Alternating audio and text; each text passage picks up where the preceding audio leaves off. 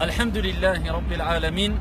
Pour entrer dans le vif du sujet, je vais vous exhorter concernant un sujet important qui n'est autre que les 10 dernières nuits. Donc le conseil que j'ai à vous donner, c'est ne te fais pas avoir. Vous savez très bien que le prophète alayhi salatu wassalam a dit dans un récit prophétique authentique une expression qui veut dire honte à lui. Il parle de qui? Celui qui a passé le mois du Ramadan.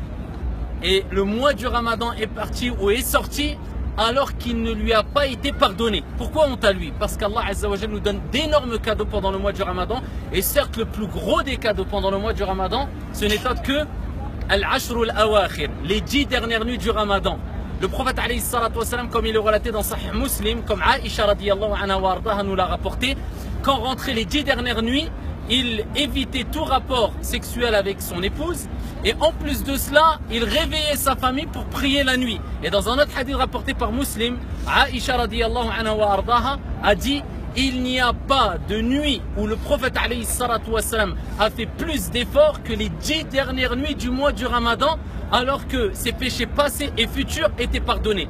Et pourquoi pas, alors que pendant ces 10 dernières nuits, il y aura sûrement, bien sûr, Laylatul Qadr, la nuit du destin, où Allah Azza wa Jalla dit Khayrum min alfi shahr. Il n'a pas dit elle équivaut, mais il a dit elle est meilleure que 1000 mois. C'est pour cela que pendant ces 10 dernières nuits, chaque soirée, il faut que tu fasses une chose qui sort de tes habitudes.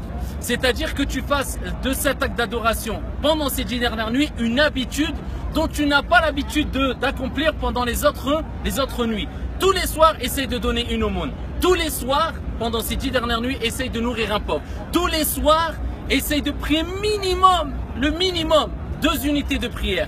Toutes les nuits, eh bien, le dernier tiers de la nuit, essaye d'augmenter al-istighfar, la demande de pardon pour Allah Azza wa Jal.